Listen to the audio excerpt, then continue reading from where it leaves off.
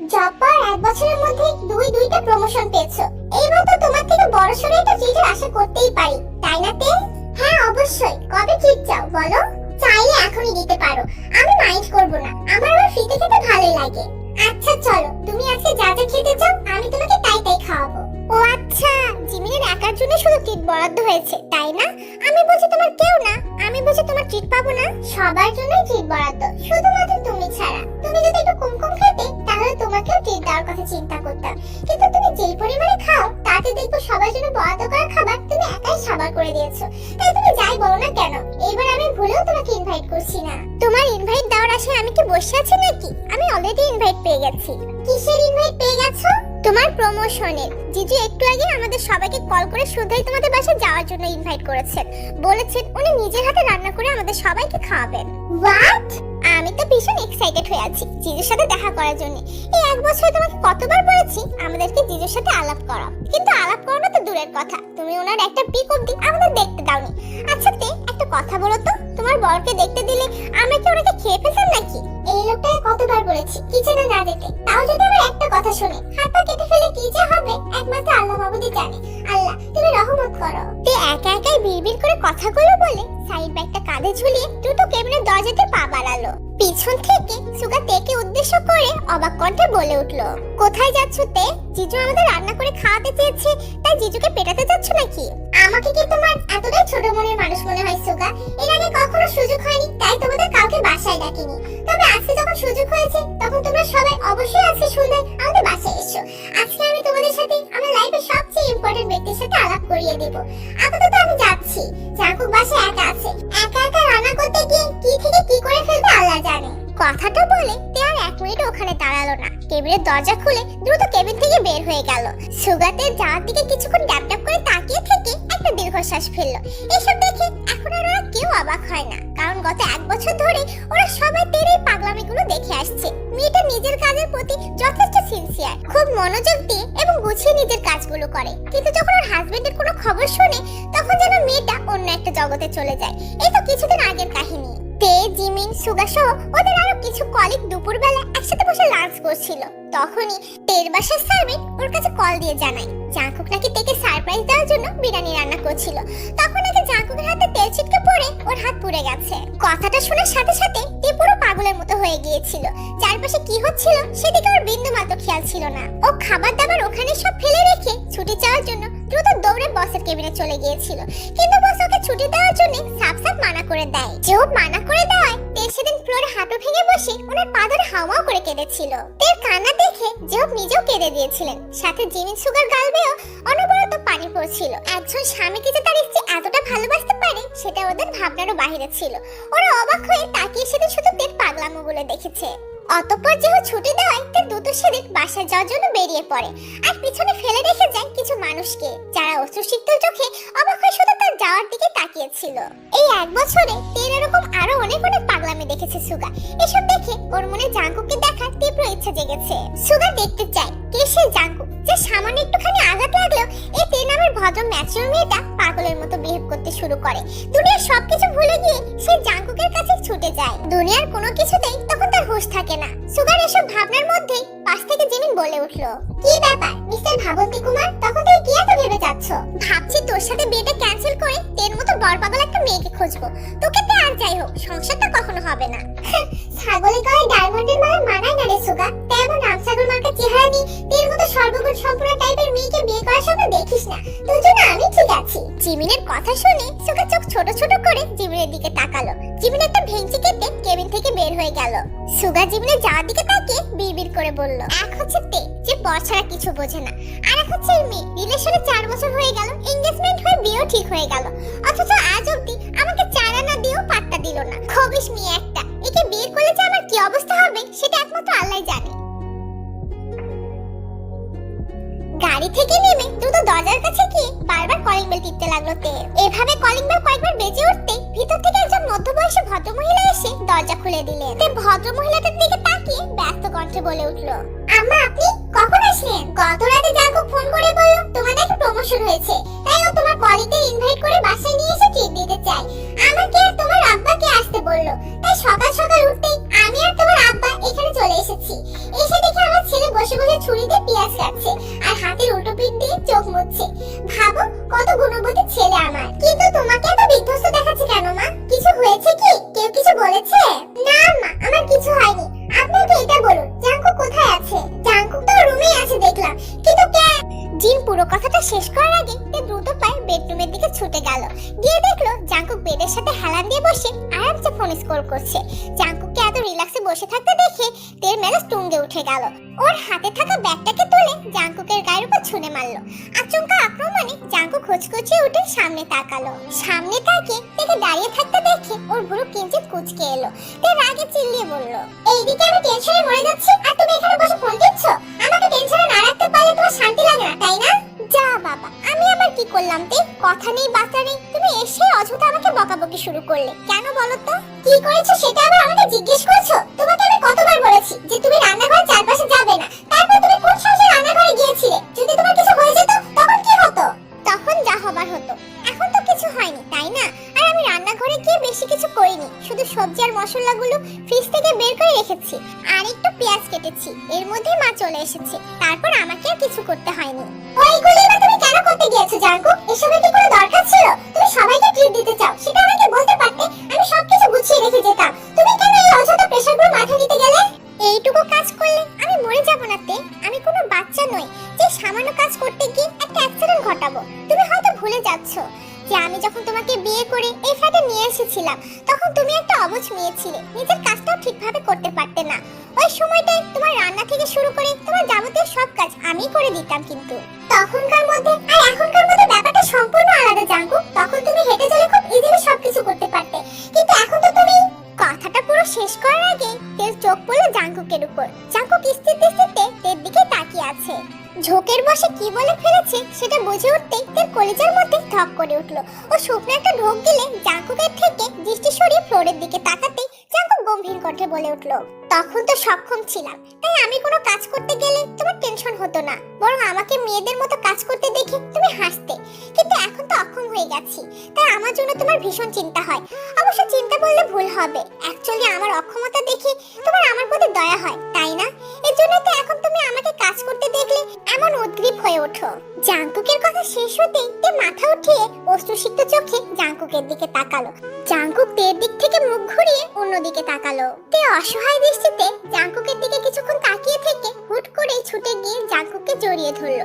Jungkook আগের মতো করে মুখ ঘুরিয়ে শক্ত হয়ে বসে রইলো। তে জাঙ্কুককে শক্ত করে আষ্টে পিষ্টে জড়িয়ে ধরে ফুপিয়ে কান্না করতে করতে বলে উঠলো, আমি ওভাবে কথাটা বলতে চাইনি জাঙ্কুক, তুমি আমাকে ভুল বুঝো না প্লিজ। আগে তো আমি সবসময় তোমার সাথেই থাকতাম, তোমার কি হয়েছে না হয়েছে সেটা নিজের চোখে দেখতে পারতাম, তাই তখন আমার তোমাকে নিয়ে এত ভাবতে হতো না। কিন্তু এখন দিনের বেশিরভাগ সময় তো বাইরে থাকি, ঠিক মতো তোমার যত্ন নেওয়ার সময়ও পাই না। তুমি সারাদিন বাসায় বসে কি করো সেটাও আমার জানা থাকে না, তাই আজকাল তোমাকে নিয়ে আমার ভীষণ চিন্তা হয়, ভয় হয়, মনে হয় আমরা তোমাকে হারিয়ে ফেলবো না তো। কথাগুলো বলে তে হিচকি দিয়ে কাঁদতে লাগলো। জাঙ্কুক নিজের এক হাত তের মাথার উপর আলতো করে রেখে নরম স্বরে বলল, আই এম সরি, আমি তোমাকে আঘাত করতে চাইনি তে।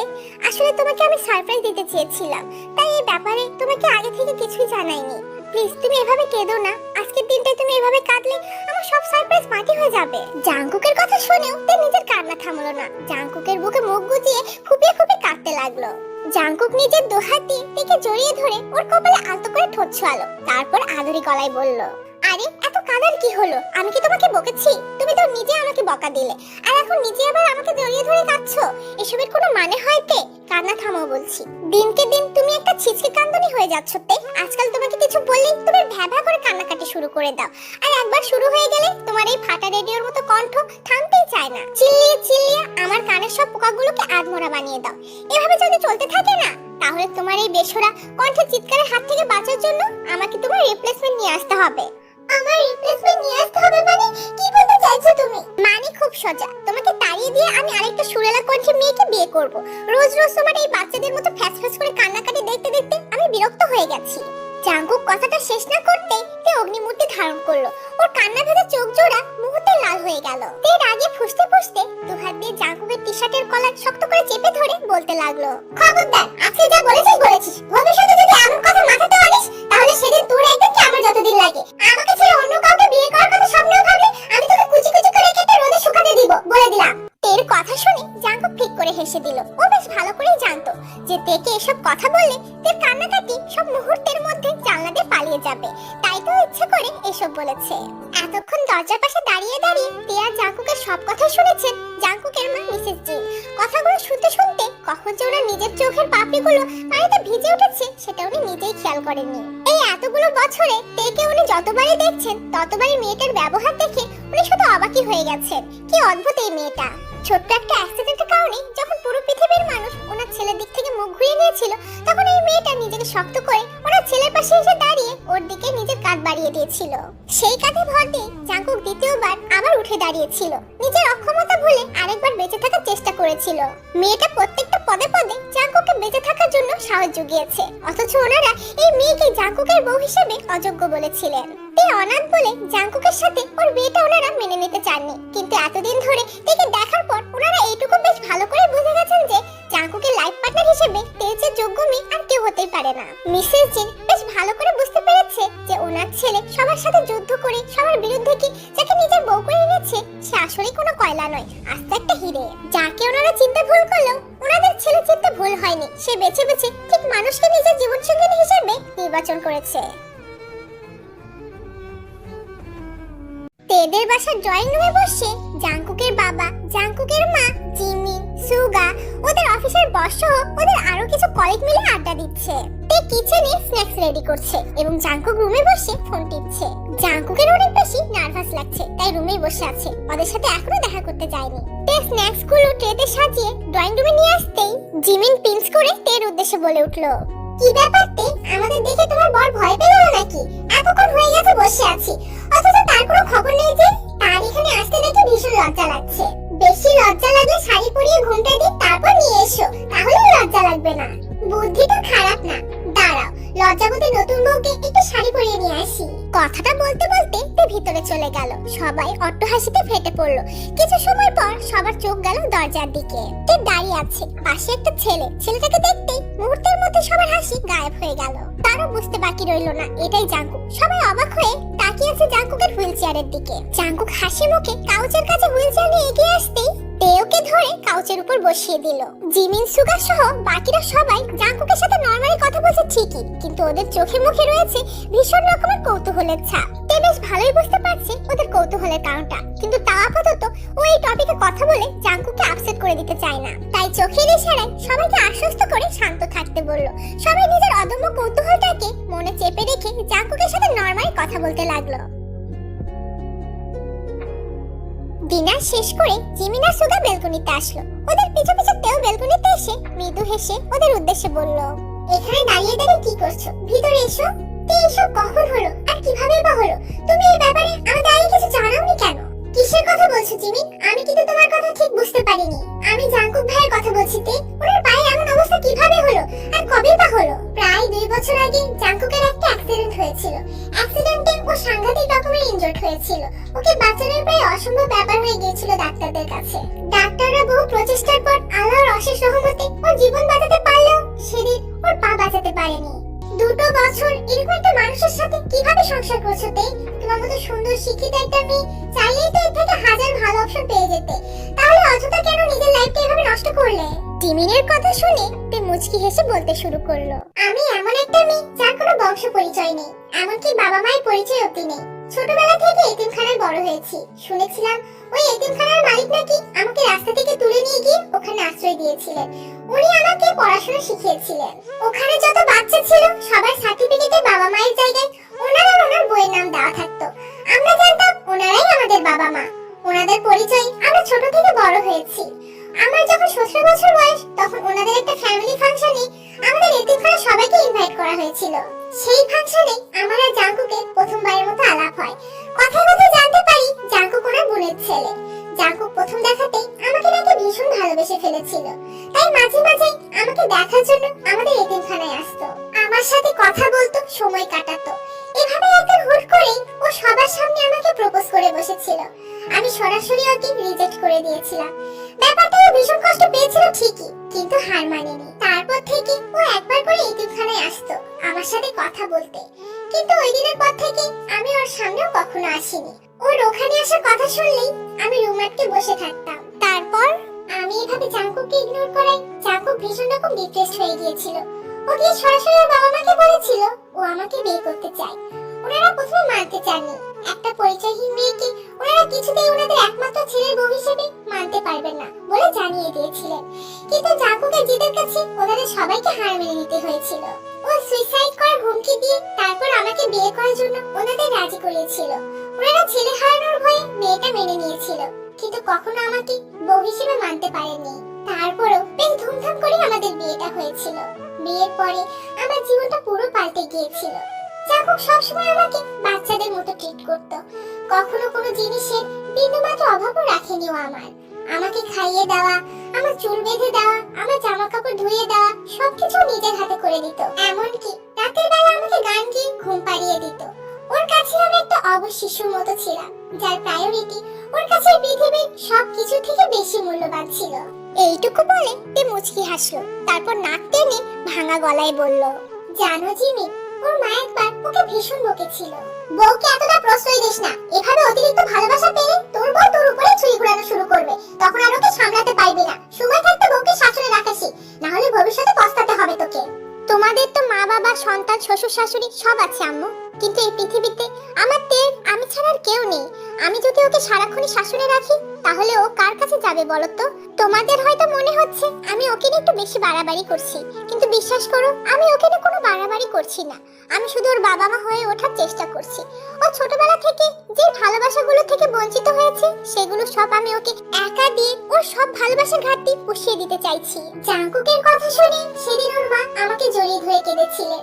সেদিনের পর থেকে আমি আরেকটা মা পেয়েছিলাম, আরেকটা বাবা পেয়েছিলাম, সুন্দর একটা জয়েন্ট ফ্যামিলি পেয়েছিলাম।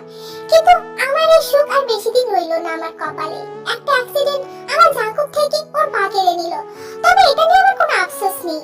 ওর পা নেই তো কি হয়েছে, ওর তে আছে। ওর তে ওর পা হবে। যখন ও হোঁচট খেয়ে পড়ে যাবে তখন ওর তে এসে ওকে সামলাবে। ও যেমন বাবা মা হয়ে ওর তেকে আগলে রেখেছিল, ওর তেও তেমনি ওর ঢাল হয়ে ওকে সারা জীবন সব বিপদ থেকে রক্ষা করবে। তের কথা শেষ হতেই জিমিন হু হু করে কেঁদে দিল। তেও শব্দ করে কাঁদছে।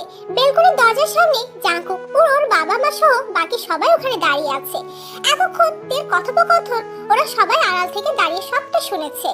জিমিন নিজেকে শান্ত করে হাসি হাসি মুখে বলল, হ্যাঁ হ্যাঁ বুঝেছি, তুমি তোমার জাঙ্কুকে অনেক ভালোবাসো, আর কিছু বলতে হবে না। তোমার কারণে আমি আর কাঁদতে চাই না। কিছুদিন পরে আমার বিয়ে, আমি আমার চোখের পানিগুলোকে জমিয়ে রেখেছি আমার বিদায়ের জন্য। ভেবেছিলাম তখন অনেক অনেক কাঁদবো, তাই এতদিন আমি সব ধরনের কান্নাকাটি থেকে বিরত থেকেছি। কিন্তু তুমি আজকে আমাকে ইমোশনাল করে দিলে। আচ্ছা তুমি এটা বলো তো, তুমি একসাথে সবকিছু সামলাও কিভাবে? আঙ্কেল আন্টি তো ওনাদের গ্রামের বাসায় থাকে শুনলাম, তাহলে তোমার অফিসের কাজ, রান্না বান্না, ঘর গোছানো, জাঙ্কুক ভাইয়ের খেয়াল রাখা সেসব কে করে? এই সব কিছু জাঙ্কুক একাই করে। কি? হ্যাঁ, ওই মহেশের খেয়াল কাউকে রাখতে হয় না, উনি নিজে উল্টো আমার খেয়াল রাখে। বাসায় একজন হেল্পিং হ্যান্ড আছে, কিন্তু আমার সব কাজ উনিই করেন। ইনফ্যাক্ট প্রতিদিনের রান্নাও উনি নিজে হাতে করেন। এই জন্য তো হাত পা কেটে সারাদিন বসে থাকে, আর অফিস বাদ দিয়ে দৌড়ে দৌড়ে বাসায় আসতে হয় আমার। আর কি কি করেন উনি? সব কিছুই করে। এমনকি অফিস থেকে যে ফাইলগুলো আমি বাসায় নিয়ে আসি সেগুলো সব কাজ ওই করে দেয়। আর আমার এক বছরের মধ্যে ডাবল প্রমোশনের রহস্য হচ্ছে জাঙ্কুক। অফিসে যত কাজ আছে সব ও নিজে আমাকে বুঝিয়ে দেয়। এইতে তুমি আমাকে তোমার সতীন বানাবে প্লিজ। জাঙ্কুক ভাই যদি আমাকে বিয়ে করে তাহলে আমি সুগারকে 100 তালাক দিয়ে জাঙ্কুক ভাইয়ের গলায় ঝুলে পড়বো। এত কেয়ারিং হাজবেন্ড আমি কিছুতেই হাতছাড়া করতে চাই না। জিমিন কথাটা শেষ করতে না করতেই জাঙ্কুক বেলকনির দরজা দিয়ে ভিতরে প্রবেশ করতে করতে বলল, আমি কিন্তু রাজি আছি শালি সাহেবা, তুমি চাইলে এখনই কাজী ডাকতে পারি। হ্যাঁ ডাকুন কাজী, এমনিতেই ভাঙা টিনটাকে আমি কিছুতে আমার গলায় ঝোলাতে চাই না, এটাকে আপনিই রেখে দিন। আমি বরং তেকে নিয়ে যাই, ওর মতো একটা সুইট মেয়ে আমার লাইফে ভীষণভাবে প্রয়োজন। একবার আমাদের বিয়েটা হতে দে, তারপর পিটিয়ে আমি তো সব প্রয়োজন বের করে দিব। বেটা ছ্যাঁচড়া কোথাকার, সুন্দরী মেয়ে দেখে বিয়ে করতে মন চায় তাই না? জিমিন আর সুগার কাণ্ড দেখে সবাই শব্দ করে হেসে দিল। এরই মধ্যে জাঙ্কুকের মা সবাইকে ভিতরে আসতে বলল। ওনার কথায় একে একে সবাই ভিতরে চলে যেতে লাগলো। জাঙ্কুক বেলকনি থেকে ভিতরে আসতে ওর হুইলচেয়ারটা দরজা আটকে ও পড়ে যেতে নিল। জাঙ্কুককে পড়ে যেতে দেখে জিমিন সামনের দিকে এগোতেই পিছন দিক থেকে তে এসে শক্ত করে জাঙ্কুকের বাহু আঁকড়ে ধরলো। মিসেস জিন জিমিনের কাঁধে হাত রেখে বললেন, যতদিন তে আমার ছেলের পাশে আছে ততদিন আমার ছেলের পড়ে যাওয়ার ভয় নেই মা। আমি জানি জাঙ্কুক যতবার বেসামাল হয়ে পড়ে যেতে নিবে তে এসে ততবারই ওকে সামলাবে। আর এটাও জানি আমার ছেলের অসম্পূর্ণ জায়গাটার পূর্ণতা হবে তে। সারা জীবন ওই মেয়েটাই আমার ছেলের পা হয়ে ওকে পাঠাবে। জিনের কথা শুনে জিমিন এক পলক জাঙ্কুক আর তের দিকে তাকালো। তে জাঙ্কুকের হুইল চেয়ারটা ঠেলে নিয়ে হেঁটে আসছে। এমন একটা দৃশ্য দেখে জিমিনের চোখের পাপড়িগুলো আবারও ভিজে উঠলো। ভালোবাসা আসলেই সুন্দর। যারা সত্যিকারে ভালোবাসে তারা শত অপূর্ণতা অসম্পূর্ণতার মাঝেও ভালোবেসে আগলে রাখে। ভালোবাসার মানুষটার দুর্বলতাকে ভালোবাসা দিয়ে পরিপূর্ণ করে রাখে।